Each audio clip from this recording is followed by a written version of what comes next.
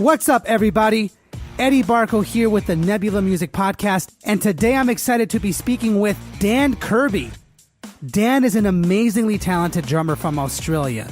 Not only does he tour for some of the biggest musical acts of Australia, he also holds a very important corporate position as well as teaches over 40 drum students. I mean, how does he manage all that?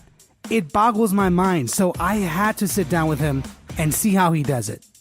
So, let's not waste any more time. Let's dive right in.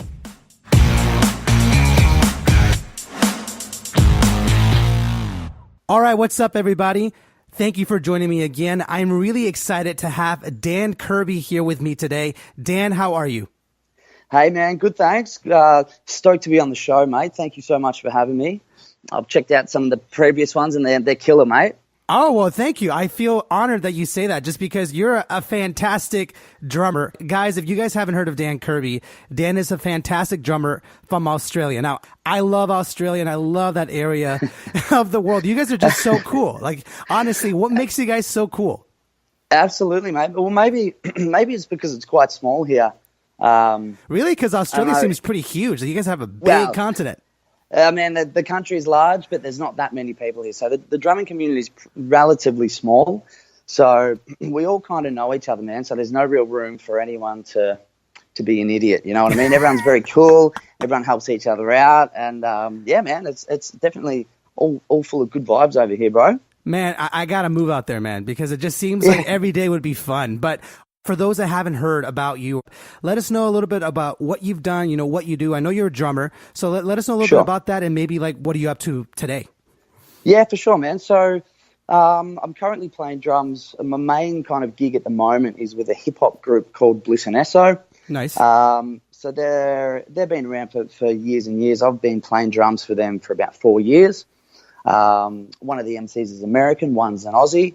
So you kind of get that blend of, I guess, the American accent, which everyone's used to hearing, and then you have that Australian accent, which is super common, obviously, over here, but in the States, it's pretty quirky. Right. So that's pretty cool, mate. So I just did a large tour with them. I'm teaching drums at my own little drum school called DK Drums Academy.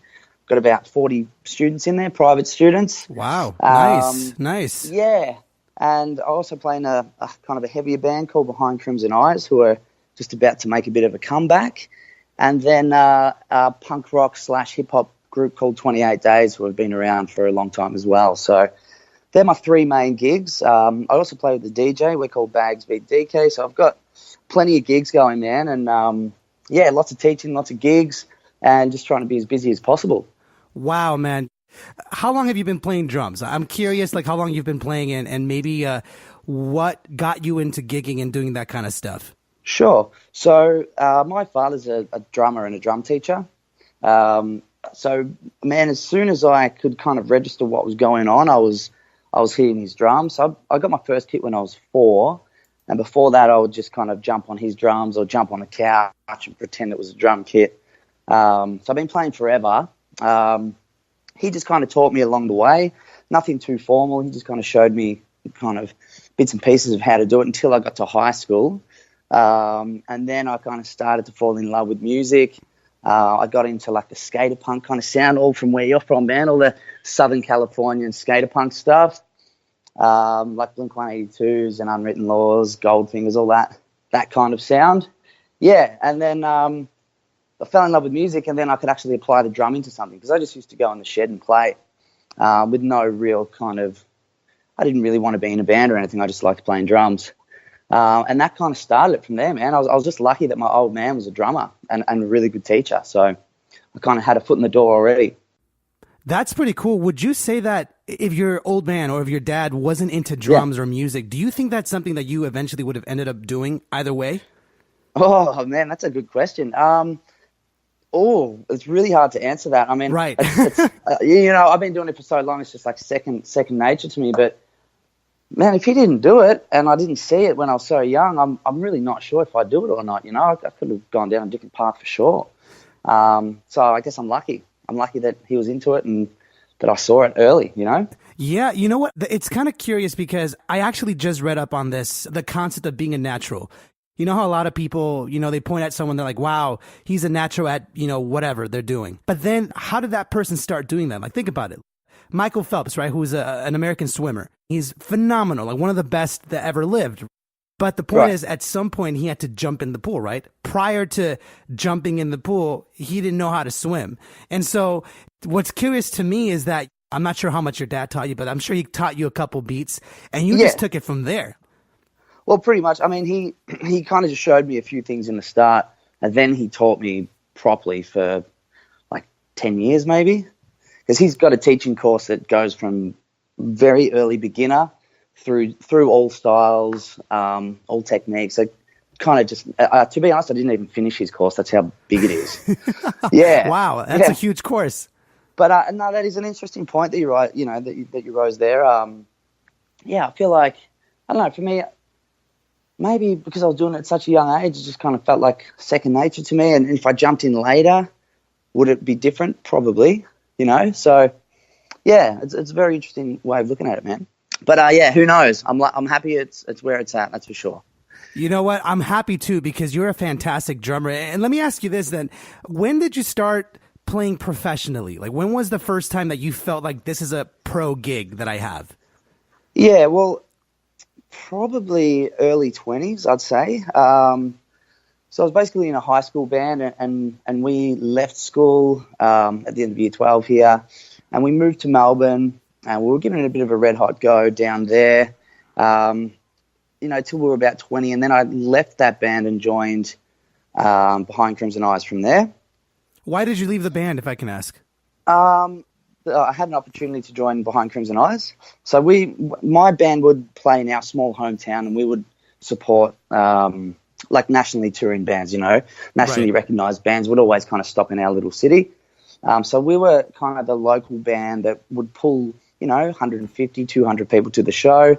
So when the bands were coming through, they'd always try to get us on the bill because they'd obviously get more people to their show if they hadn't sold it out already. So it kind of went from there. We started playing with some really good bands, and then this band Behind Crimson Eyes were doing really well at that point in time, and their drummer had just left, and I loved his drumming. So I was well aware that he'd left because he was probably my favourite drummer in Oz. His name was Cameron Gilmore.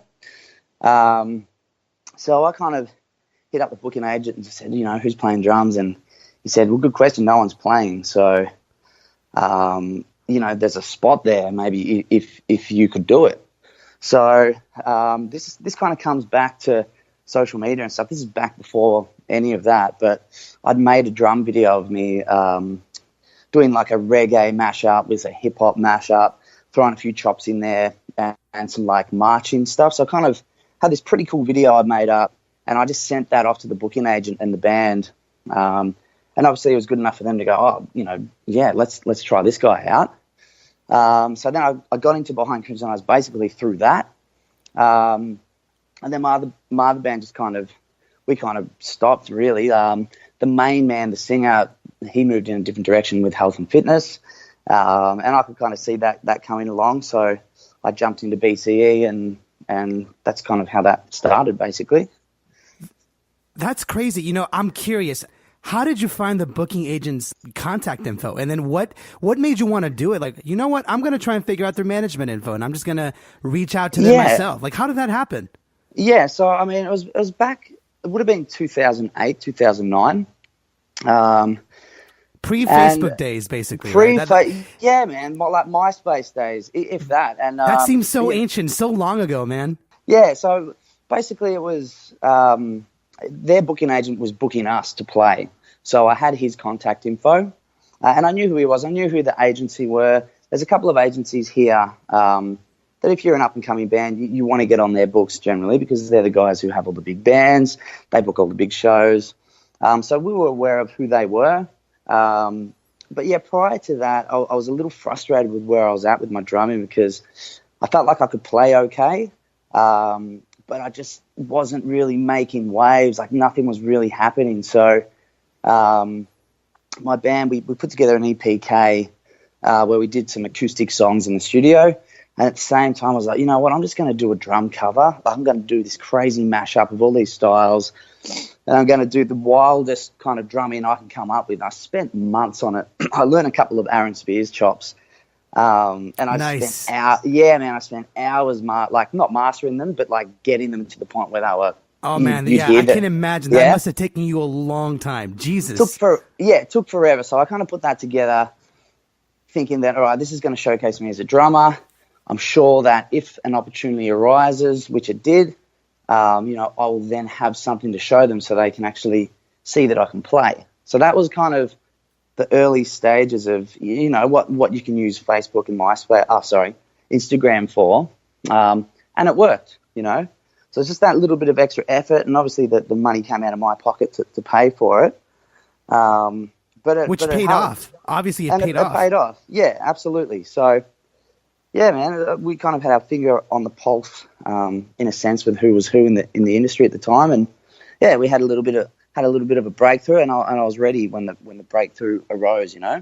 You hit it right on the mark on that, because I like when someone brings that kind of topic up. Now, for those of you guys who aren't drummers or don't know, Aaron Spears is a monster. He's seen as one of like the greatest drummers in our generation, right? Yeah. He's played for all the greatest R&B artists, and he played for American Idol, like their tour. And he set a standard for what we know as gospel chops, or like really fast licks that you always see drummers do. And it's insanely complicated to do. So you were trying to learn that. So that must have taken you, that would have taken me years to learn all that stuff. It took ages. But the thing about it is I learnt 2 of them, right? And they're monster fills. But when you watch the video, like you watch it, you go, wow, that guy just killed that. But little does everyone know, I sat there for, 20 hours just nutting these fills out because they were so ridiculous. And then, I did them a couple of times on the day and then pulled them off.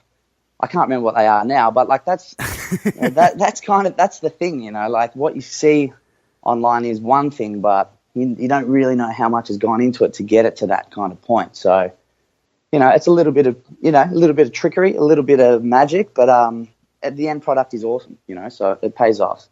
You're spitting so much knowledge right now, which I absolutely love. The first thing that you said that really caught my attention was that you basically said you were ready for the opportunity. Yeah. It sounds cliche because there's a lot of entrepreneurs and a lot of inspirational speakers that say the same thing, but I'm a huge advocate that cliche things are true. Whenever I advise people or people ask me questions, they're like, hey, I'm just trying to get this or get this done or whatever. I try and play the devil's advocate, and I'm asking them, well, what have you done? What do you have? Like, think about it this way. Let's say Jay-Z were to just show up out of nowhere. And he's just like, you know what, man, I need a drummer. And you're a drummer. You're like, Jay-Z, pick me. He may be cool and be like, hey, you know what? Yeah. What can you do? And you're like, I got nothing. Yeah, exactly. Is he just going to take your word for it? Like, he's not just going to take your word for it. Like, you got to prove it. And so exactly. I love the fact that you were prepared. Like, you didn't necessarily know that opportunity was going to arise. You just felt it. You felt like you needed to do something about it, and you went out and you did it. Fully, man. And I still do that to this day. And I get all of my students who are kind of at that point where they're really good and they need to, or they want to get into a band. I get them to do videos, man.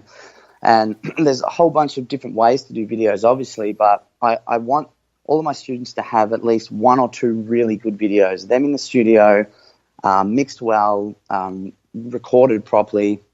So you can just, when the opportunity arises, or if there's a position in a band or you want to start a band, you've got something to show, because if there's 2 guys on the table that the group's looking at, one has 5 videos of him professionally done, shredding in different styles, showing every different way he can play, and then you've got another guy who doesn't have anything.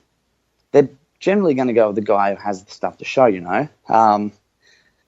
So, I mean, I'm all about that. And I think it also comes down to, with stuff like that, it probably shows that the guy with the videos is more hungry for it, and he's probably going to be a better fit anyway because he's actually doing things himself and showing initiative. So I think there's a lot to be said about just creating content and actually pushing yourself as a drummer, whether you're getting hits or not. Like if it falls on, if no one sees it, that doesn't matter because you've still got it there in case something pops up, or it's it's super important, I feel.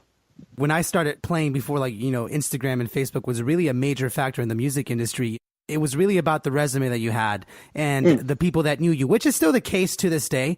But more often than not, the first step in the door has now become video footage. They always ask you, where's your Facebook? Where's your Instagram? Where's your, blah, blah, blah. And they look at that. And the guys that don't have that, unless you have a really famous dude that's like backing you up, you don't have a chance. Like, there's no way they're going to take you seriously if you don't have those references and if you don't have your own content online, which I think it's a good thing that you're encouraging your students to do that. I mean, it's crazy to not have that.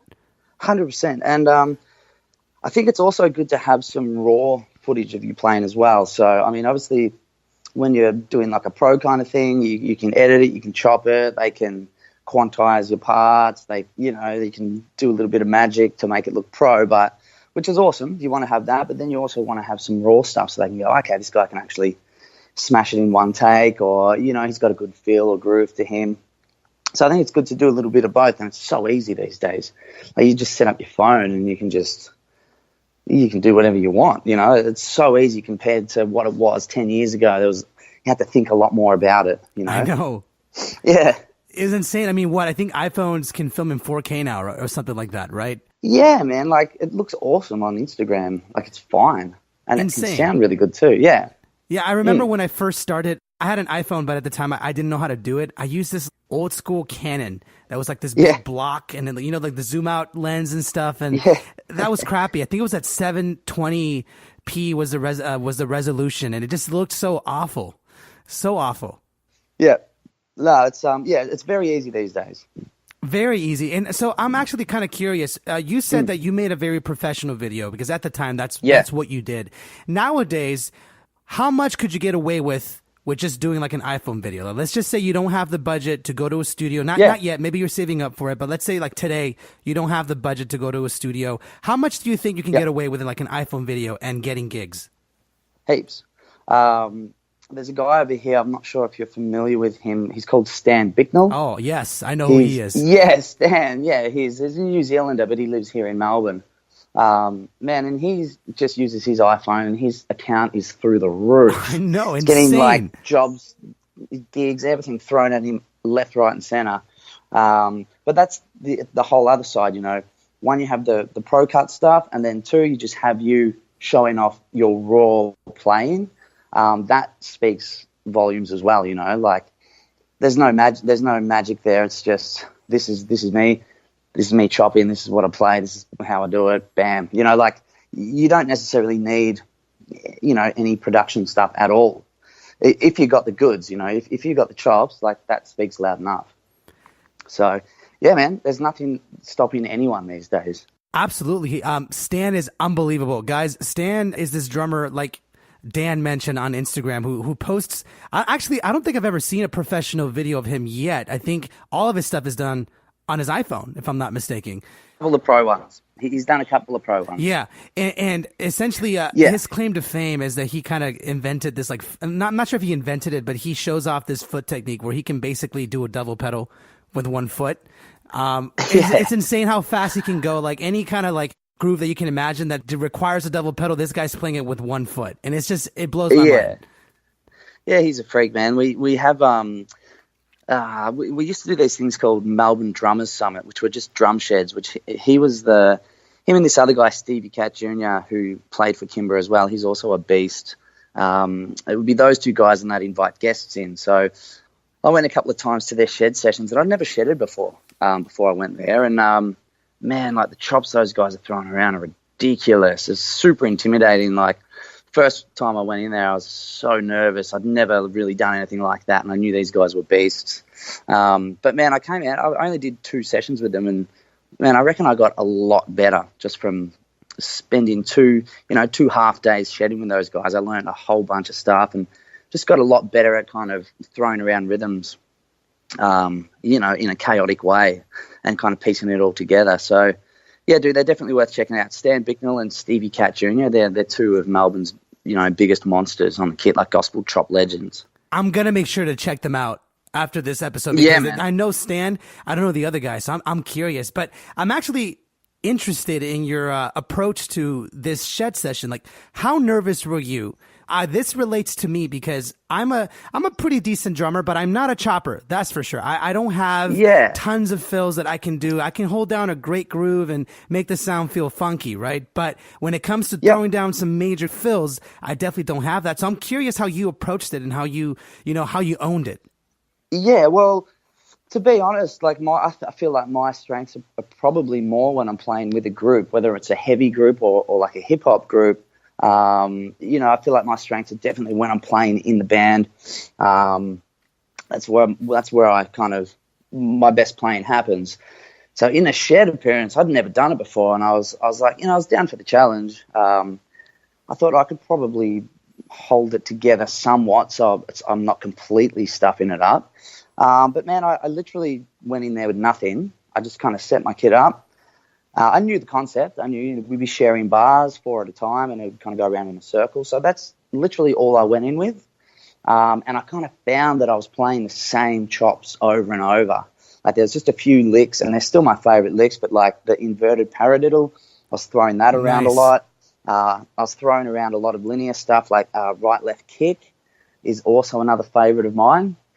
Is it like in a triplet form? Like a Nah, like straight 16s, but right left kick is an absolute cracker. It's sorry about the slang. No, it's all good. Yeah, right left kick, inverted paradiddles, just straight paradiddles kind of moved around the kit, like things like that. I found I was just using them over and over and over. But we're playing pretty quickly, so when I was actually playing them at super fast speeds, they sounded really cool, and it kind of got me through the session to the point where I didn't, fumble too badly at all. But those guys are like throwing out all sorts of chops. They've just got, a library of chops. So I picked their brain about a few, I walked away with a couple of chops each out of those guys, which was cool. Then the next time I went back, I was more prepared. I knew kind of what to expect. I knew what I could do, and then that was a lot easier as well. So, yeah, it's a really cool way of learning. Sounds cool, and I highly recommend any musician that's trying to get better set shed sessions, which is basically where I'm not sure if other instrumentalists do it, but at least for drummers, a shed session is when we get together and we just trade solos. Some drummer keep the beat like a normal groove, and then the other ones just like throw down the biggest fills that they have and hopefully stay on time. And that helps us improve our time, and it helps us just improve overall. And it's just fun for drummers. It's fun to do. Absolutely, man, and these guys run backing tracks, so we'll be doing it over like hip hop tracks, where they just kind of loop, 4 bars over and over and over. So there's click in there as well. So I found it really helps just with tightening up your playing and throwing in different rhythms like triplets and straight 16ths and 30 seconds, all that kind of stuff over the one tempo at once. Kind of really helps bring it all together, and even just clarify, the sounds of particular licks and whatnot mixed up between triplets and straights, you know what I mean, at the same tempos. It's pretty good for holding it all together. Very cool. How was the mood in the room? Like, obviously, I imagine there were a couple drummers there. Did you ever feel like maybe you like completely messed up on a fill, or maybe came in too early or too late? And were people like laughing, or were they just like super like, hey, it's cool, man? Yeah. No, we all stuff up. Like by the end of it, once you kind of get through the first kind of rounds and your nerves kind of wear off and you get used to being in the room, that's when the magic happens and everyone starts unloading and pulling out things that they've thought about but haven't tried. And we stuff up. Everyone stuffs up heaps. Like sometimes to the point where you just stop and you laugh. But, you might be onto something, Matt, like incredible. Some of the guys are pulling out these crazy licks, but they're so crazy. Sometimes they pull them off, sometimes they don't. So it's an open environment just to kind of explore and do whatever you want, really, without being judged. It's very cool, man. And they'd get guests, like anyone can just come and watch. So you'd have maybe 15 people watching, and then they'd jump on and have a little go. And, I had a few students down there and they jumped on, and it was, it's a good environment for sure. Do you feel like it builds confidence, like a good kind of confidence after you're done with that shed? Yeah, man. I left there, I feel 3 times better at shedding after just having 2 sessions, definitely 3 times more confident with it. If someone put a click on and said go, I feel like I could hold it for a while without it getting too boring. Do you feel like that, the knowledge that you gained from that shed session, do you feel like that, like you apply that even today, like when you play live and you play with the bands that you're with, do you think you apply that? Yeah, yeah, man, I do. There'll be moments in like a Bliss N Esso set where they give me a little bit of freedom to kind of do what I like, say maybe towards the end of a song or something like that. I just feel like I have a bit more control and a bit more, definitely just more confidence to let loose a little bit live while the clicks go in, and just be comfortable with that, because sometimes at like a live gig, if there's a moment where you get to shine, it can be kind of intimidating, and you can stuff it up quite easily by rushing or trying to do too much, in a little session. So I just kind of, I don't know, I guess it definitely helped me just relax a little more when those kind of sessions, when those moments come up. Since you mentioned Bliss and Esso, I'm very curious about them because if I'm not mistaken, and correct me if I'm wrong, they're probably the biggest musical group that you play with, right? Yeah, at least internationally, right? Or I know they're big in Australia and Australia's where they're biggest, but they're big, I guess, kind of across the world, more so in Oz. But yeah, they're the biggest group, mate. 28 Days is one band to play for. They're still pretty well known here in Australia, but they were huge in Australia in the early 2000s. So I actually used to listen to 28 Days when I was in high school. I'd listen to them every day. Around 2000, 2001, they had a couple of albums. One was like a #1 platinum selling album here, and they had another one which was gold. So they were, super successful. They toured the world for years, like 6 years. They just kind of were touring non-stop. But now, we haven't really released anything. I've been with them for maybe 6 years. We haven't really released anything. We just kind of play gigs here and there when they pop up. Behind Crimson Eyes have kind of been a little quiet for a few years, but we're just making a bit of a comeback now. So Bliss N Esso are definitely the band that have been consistent and current for they've been around for 15 years too, but they've just been go, go, go, go, go, and they're just growing and growing and growing. So yeah, it's definitely cool. It's definitely cool stepping into a group where it's kind of actually happening right now, if that makes sense. As in like releasing albums, touring the album, like it's definitely a different momentum compared to playing to a band that's released albums a long time ago and playing shows now. Actually, that piques my interest. What is the difference in the way you approach the different gigs that you have? One with Bliss N Esso, like you mentioned, it's happening now. They're kind of growing and they're big. Then you have your other bands that are maybe used to be big, but they're not necessarily so active. So when you do either gig, is it hard switching gears, and what's the difference? Yeah, the gear switch is a little different. So technically, probably the hardest drumming I have to do is in Behind Crimson Eyes. That's the drumming that I have to learn the most before we go out on tour or we go and play a show. There's one album the band did where the drumming's like quite complicated. So I always kind of have to step into that and go over that quite a lot because it's not really something you can just kind of walk into. 28 Days, the skater kind of punk stuff is I have to practice a little bit, but that's kind of more what I'm used to playing. Like I grew up playing that kind of stuff, so that's not too bad.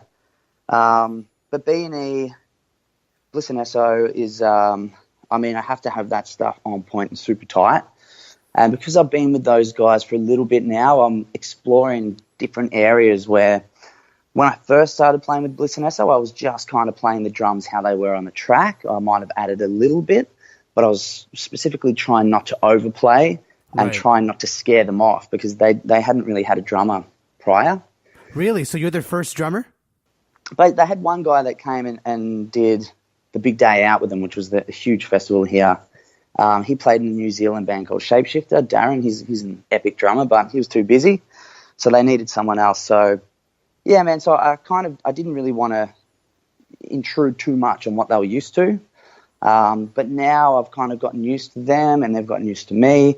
I'm definitely adding more things, like I'm catching little vocal, like little rapping rhythms and stuff that they throw. When they do some rapid fire rapping in certain spots, I'll grab that rhythm that they're spitting with their raps and I'll throw it around the kit and kind of hit certain things on the kit that match their vocals. Like if their vocals are going high, like I'll hit a splash. If they're going low, I'll go down on the floor tones or something like that. So, yeah, man, that's kind of opened up another area where I can play a bit more busy. and a little more fun, and contribute more to the live show as well. So it's been like a little process of just gaining their trust, you know what I mean, and then doing more as we go. Absolutely. And I think you bring up a very good point, specifically as drummers. Now, I know it differs per instrumentalist, but I'm a drummer, you're a drummer, so we know how we can get. We're notorious for overplaying. It seems like you approached B&E very strategically and very wisely, if I can add. You know, you're basically focused on the song itself. And I love that. I love that you came in, you listened to the songs, you listened to the tracks, and you played what you needed. So I'm curious, did you know to approach that gig, you know, like, what's the word? With caution? Yeah. Were you aware that the previous drummer was too busy, and did someone tell you, or did you just kind of sense it? Oh, no. No, sorry. He wasn't too busy in his playing at all. He was too busy with his schedule. So No. He's an incredible drummer. He plays for a very well-known New Zealand band called Shapeshifter. And his schedule just didn't line up with Bliss N Esso's. So there was an opening there. So got it. Yeah. But even still, though, like, how did you know that you needed to kind of like lay back a bit? So I had a mutual friend with the band, and he kind of gave me a little. He's not musical, man. He runs a clothing label, and he gave me a hint. He's like, yeah, you know, Esso doesn't really want someone too overpowering. So I don't know. He must have spoken to him about it. I'm not too sure. I've never actually even asked Esso, but so he gave me that tip. So going into it, and this comes back. So I'll tell you how I got the gig. So I played with a DJ, right, prior. So when my bands weren't doing much, I started a little group, Bags VDK. It was a drum DJ act. Cool. And we started playing all the Monster Energy gigs. So like we'd be playing at the F1 and Supercross over here. We're doing all these cool gigs. Nice. And at these monster parties, they'd get guests, right? So they'd have athletes and musicians that Monster would sponsor. So I kind of was thinking in the back of my head, you know, there may be a chance that someone from a band or a group is going to come to this event and see me play drums, and then maybe that will lead me to a really good gig. So that's exactly what happened. Bliss came one day to the F1, and I played my DJ set, like drum DJ set, played super hard. It was like an hour and a half of just hammering. And then he was with a couple of guys I know, and he was like, you know, who's that drummer? Like, geez, you know, he was kind of he was curious. And then that was the first kind of meet. And then I ran into him another night at a mate's house, and my mate was always in his ear going, you need to get this guy on the drums. You need to get this guy. So he was doing it again that night. He said, you need to get this guy. So he got online and showed him some of my videos, which I'd done. Nice. Which is back to the videos, man. The videos. I could just see his brain ticking over. He's like looking at it going, you know, and then kind of when the situation arose, they needed a drummer. I was in his mind, and he called me up and said, you know, I need you to play some songs. I want you to do 4 videos of these 4 songs. So I called in my video friend. He came down and filmed it, and I played them quite lightly. I played them how they were, because I had that in my mind from my friend. He's like, Esso doesn't want anyone too over the top. So I went in there, I just played them kind of lightly, nice and tight, sent them off, and I didn't hear back for a few days. So I started tripping. I'm like, oh my God, you know, I've gone too soft. So I went back, I got my drums, I took them back into the studio, I set up a GoPro, and I just hammered the 4 songs, how I'd like to play them, like high intensity, hitting pretty hard. Because a lot of the songs are kind of like rocky almost, like there's some rock drumming, you know. So I hammered them, sent those 4 videos off again. So I'd sent them 8 videos. And from what I knew, they were talking to me and another guy. And the other guy was, I don't think he did videos or anything like that. So, I mean, it goes back to that. I sent 8 videos through when I only needed to send 4. I showed them 2 ways of how to play the songs. And they were just like, you know, geez, this dude, like, he's just sent us 8 videos. Like, he's pretty keen. Like, let's get him in. So it kind of started from there. But yeah, and then when I went in, I was still relatively pretty light. I didn't want to, you know, go in too heavy. And then, yeah, over the years built up the relationship and how everything kind of works. And I feel a little more free to kind of add some flavor now, which is cool. Nice, man. And how long have you been playing with B&E? About 4 years. 4 years. Nice. That's actually a really long time in band time. That can change pretty quickly. And the fact that they've kept you around for 4 years, it means that you're doing a good job. Yeah, but we didn't play gigs for about 2.5 years. So I came in at the end of their last album cycle. Got it.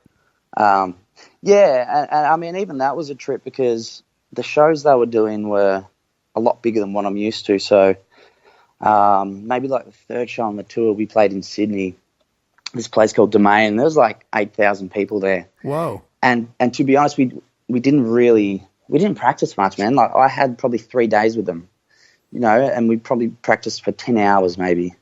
And there was like a whole new set. So I was kind of like, I was probably going into it at 80%, I reckon. Like I didn't have much time to learn the tracks. So man, it was pretty nerve-wracking, But yeah, that was a good experience just to be kind of, yeah. Insane. I mean, okay, so I'm curious as to how you approached it, just because going from a smaller gig and then being offered a bigger one and then showing up the first day and there's just this massive crowd and you're like, oh God, like how am I going to ever do this? So I guess I'm curious, did you get paranoid at all? Like when you saw those 8,000 people, did it get to you at all? Absolutely. Terrifying. And it was only really that first one because Sydney is their hometown show, so the boys were a little bit stressed as well because they had family there, friends there, all their friends are ringing them to get their tickets on the door or whatever. Generally, the hometown shows are always more chaotic. Right. So they were all a little bit stressed and we probably hadn't rehearsed. We probably should have rehearsed a little longer, to be honest, but we're kind of thrown in there. But yeah, man, it's terrifying. I remember looking down at this set, there was maybe 4 songs to go, and I just remember thinking, oh man, thank God there's only 4 songs left. I'm nearly there. I've nearly made it through. Did you mess up at all? Nah, I didn't really mess up, but I was just definitely, it wasn't super comfy. But that was that. And then a couple of shows in, the next couple of shows were sweet, and then it was all fine from there. So it was just, a little bit intimidating to start off with for sure. When you approached the gig and obviously it being intimidating, was there anything that you remind yourself to kind of get through those nerves? Because, a lot of people don't have the opportunity to, face those nerves. I mean, no one shows you how to walk up on stage, face 10,000 people and then be like cool with it. That's just something you kind of figure out as you go. So I guess I'm curious as while you're up there and you're just playing your beat, were you focused on that at all? Or did you just kind of keep your head down or just like focus on the music or kind of walk me through a little bit, like what you were thinking? Yeah. I mean, so in terms of nerves, there's probably only really those first couple of shows I ever did with them.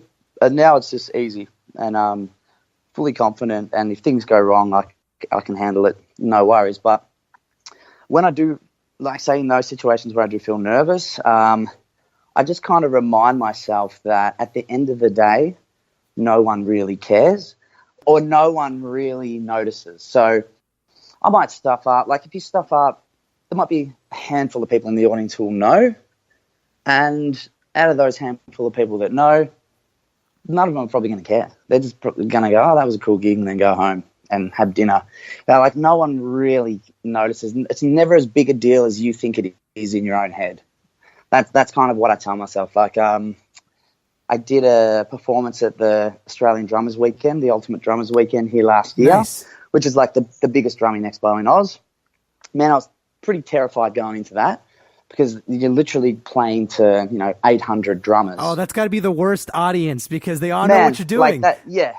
They know what you're doing and, they can pick and pull you apart.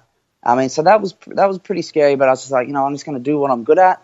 I'm going to get up. I'm just going to smash what I can do, and that's it. And at the end of the day, no one really cares. No one really cares if I'm absolutely killing it or if I'm doing pretty well. Like it's always you're your worst enemy. Very true, man. And so I'm curious now because obviously you're very successful in the drumming world because you deserve it. I mean, you definitely planned ahead. You made those videos and you were ready for the opportunities when they arose.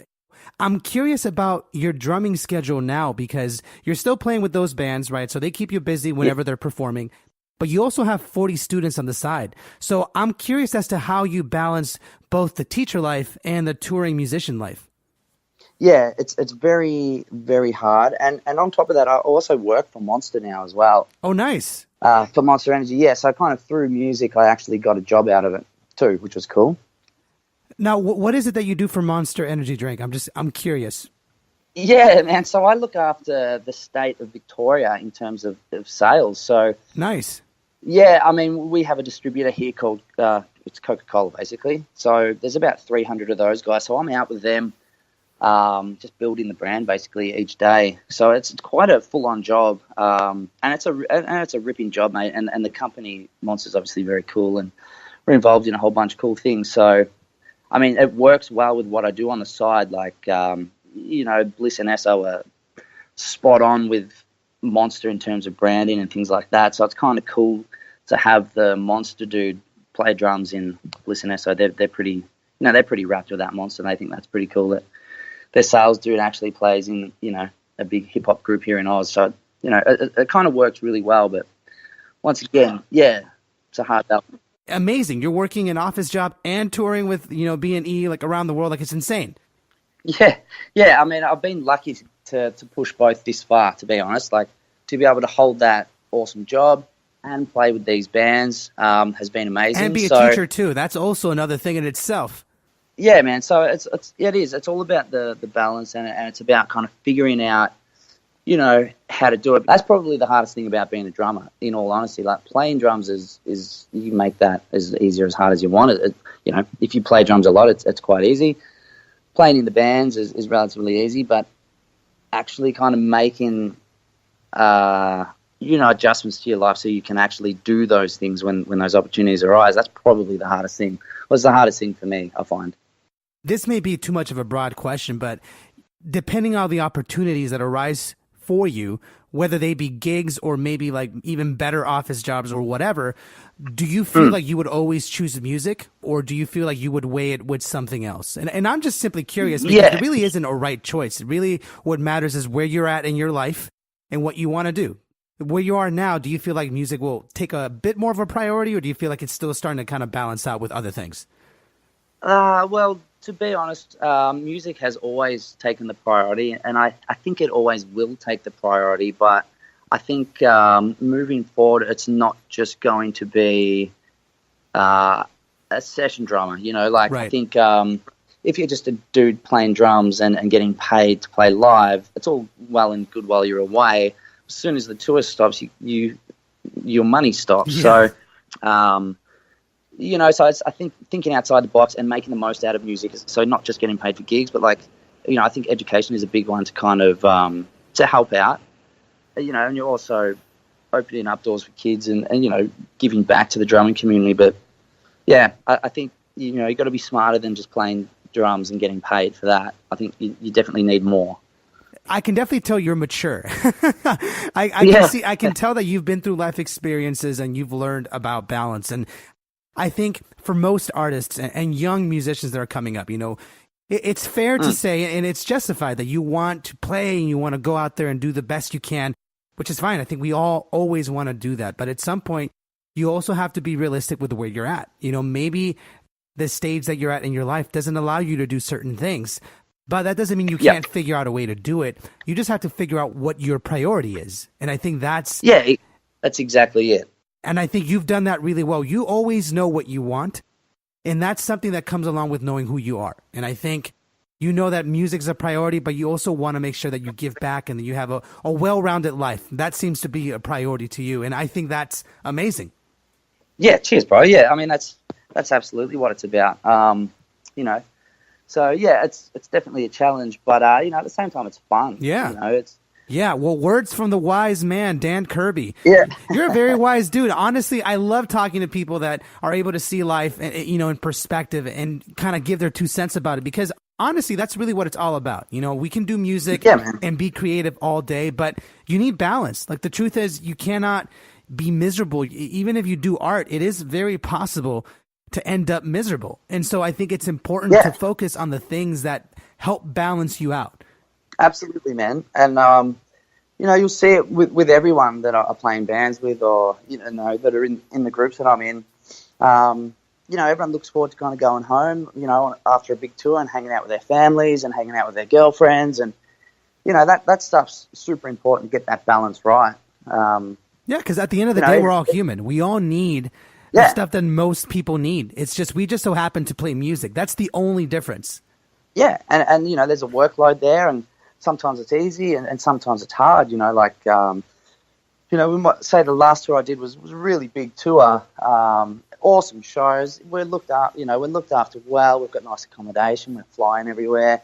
But, you're still getting up at like 6 a.m, go to the airport, catch a flight, land, go to sound check, set your drums up, sound check, go home, go back to the show, play the gig, get home at 1, get up at 6, do the same thing again. You do that for like 5 days and you're ruined. Yeah. You know what I mean? So, after that, everyone's like looking forward to going home and just relaxing for a few days. So, yeah, it is. It's all about the balance, man. It's hard work, man. I mean, no one ever talks about how when you're touring, even if it is like you mentioned, like a decent tour, even if you're in the best hotels, there's just nothing like sleeping at home. Like, I don't know what it is. Yeah. It's that mental comfort, being around the people you love and being in home. A hotel room can never replace that. And you're right. Like 5 days of getting 4 hours of sleep and having to go to, like a club at night or a stadium at night and give it your all. Like that's insane. Like it gets you tired. Yeah, it fully does, man. And it's epic. I'm not complaining at all. Like I love it. But yeah, it's just, it can be hard work. Absolutely.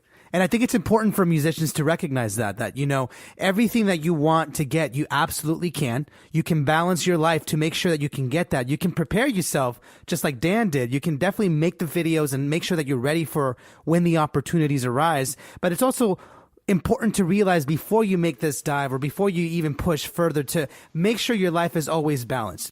For sure, man. For sure. And, also just how you act on tour and how you get along with people is super important. Like a massive one is like partying. Like you can't, like with the gig I'm doing, there's no way I could drink. Like I never drink. Like, oh no, you're missing out. Yeah, that whole idea of bands on the road partying like crazy is, I don't know. It probably exists for a few bands, but it doesn't exist for, say, Bliss N Esso at all.